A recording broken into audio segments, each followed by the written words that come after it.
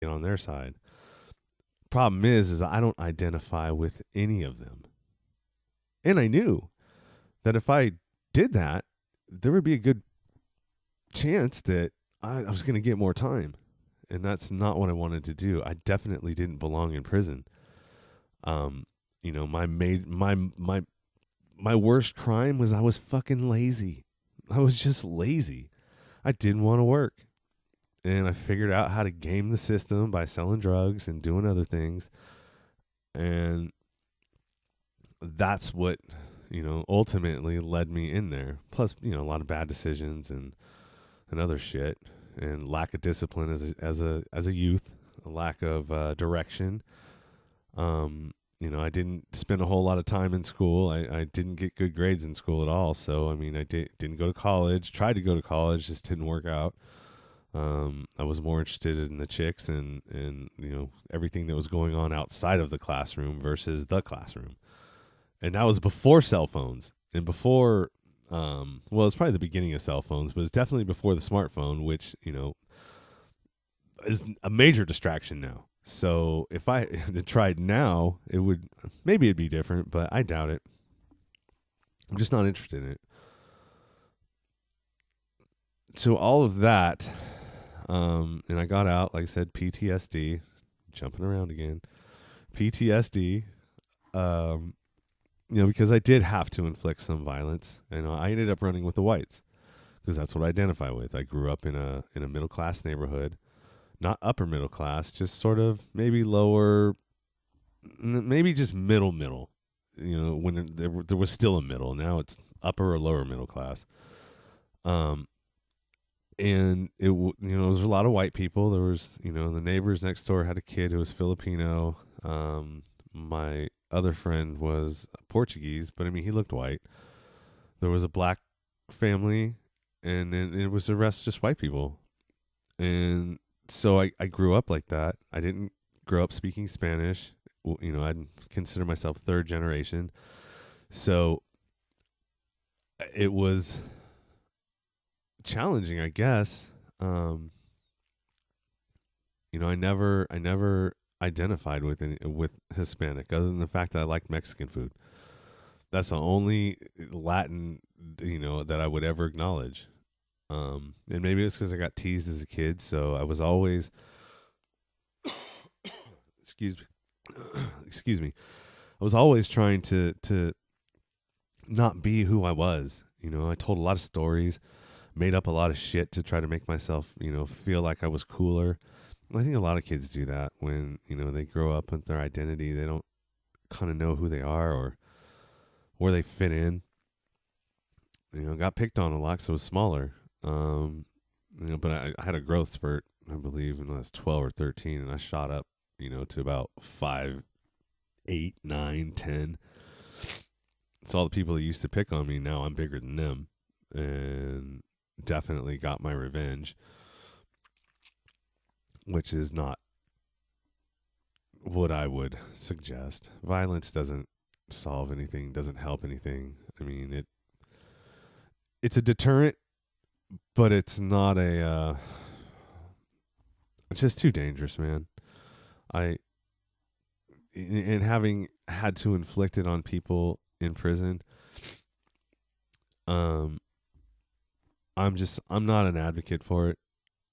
Even though I was a bully, I just it just doesn't solve anything. It causes more problems, and it shuts everything down. Nobody wants to engage in a or you know what I mean. If you're going to use violence as as a resource, expect that nobody's going to want to engage with you. And I learned that the hard way after prison because that mentality followed me out. And I mean, it hasn't been an easy journey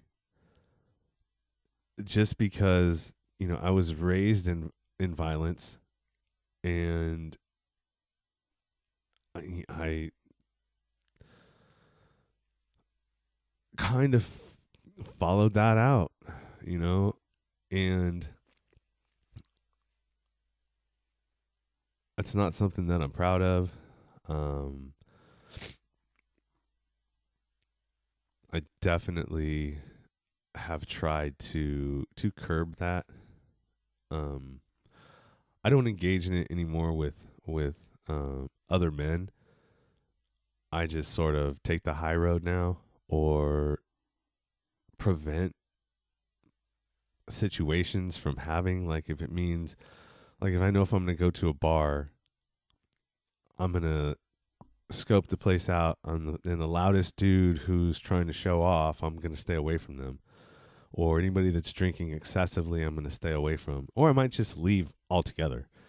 Um, I'm not a heavy drinker. I'll have a beer or two. When I notice that I'm starting to catch a buzz, I'll usually stop. I don't like to drink. Um, I'm a definite advocate for cannabis and marijuana. I believe, nothing bad is really ever come of someone getting too stoned, other than you get some good sleep. And you go to sleep full and you get a good sleep. I do use cannabis myself. That helped me in actually kicking a 7-year opiate habit. I got prescribed opiates for a knee problem, and it started out at half milligrams, and 7 years later I was getting 120 Percocets, and so it was about last year is when I decided to kick that, and it was only because uh, my new doctor wanted me to drop a UA, and before, my old doctor never really tripped on it. He would just keep prescribing it to me, and I would have to take random UAs to make sure that it was in my system. But that's all he was checking for. This new doctor, when I had to switch doctors, this dude was searching for everything in my blood, so he wanted to know exactly what he was dealing with. And so he came back to me. He's like, "Hey, if you want to re-up your prescription, you're gonna have to do another drug test, and it's gonna have to come out, positive or negative of marijuana." And I'm like, "All right, well, I guess if I'm gonna have to give up one or the other, I'm gonna go ahead and give up the one that's the worst for me." And I switched to edibles and I got off them. After 7 years, I'd got off them before. When there was a point in time when I was spending $500 a month extra on 100 more pills. So I was taking like 250 or 220, whatever it was, a month. And, sometimes when you take too many, when you abuse them, which I don't know if everybody does when they're on them, but I mean, it's definitely easy to take a bunch and, get pretty high. But when you were, running out before your prescription was up, I would have to wean myself off or taper down to where I was on actually minimally nothing, or just like half pills or the sort. So I mean, it was definitely something that ran my life, and I just got tired of doing that, and I wanted to. And this is around the time when I really thought about starting this podcast. And the name of it, Nowhere to Go But Up. I came up with that because I've started over 3 times from zero, and this last time, and hopefully that is the last time. I've built myself to where I make a 6-figure income. I have a good job. It's not necessarily what I enjoy doing, but it's pays me to where I can live comfortably. And I just totally forgot where I was going with that. Oh yeah. So I first started wanting to do this podcast because I had lost like 35 pounds, went on a keto diet. Um, and from there, I was having problems with my daughter's mom. We never really got along. We were together for 6 years, and I was kind of a dick the whole time. I'm just, I don't know. I just, it was, I got into something with this person for all the wrong reasons, and you can't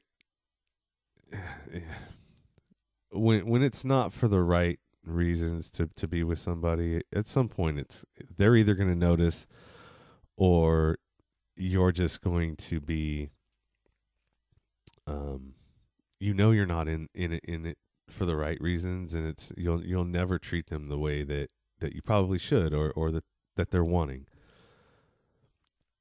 And so around that time, I think I left once before we had our daughter. She got, she was pregnant, and she was pregnant, and I had left just because we'd fight all the time, and I would start bullying her, or I mean, I never punched her or like close fist hit her. I never even slapped her, but I would bully her. And if I didn't like what she would say, then I would get like kind of enraged and would try to scare her into submission. And that's so foul. And when they talk about toxic masculinity, that's exactly what they're talking about. And I know that I didn't necessarily want to I didn't want to be in a relationship that was like that. But I didn't know how to not be in a relationship that was like that, because I never had an example of what one was supposed to look like. And like I said, not blaming my parents. I mean, they, whatever. But it's the truth. I didn't have a good example.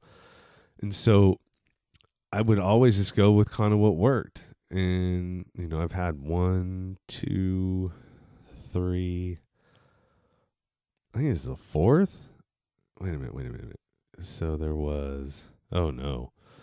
So there was that one. So it went Teresa, Angelina, Monica, Sherry, which was my ex-wife, and then Kelly. So I've had 5 failed relationships that were all about 5 years long. This one was 6.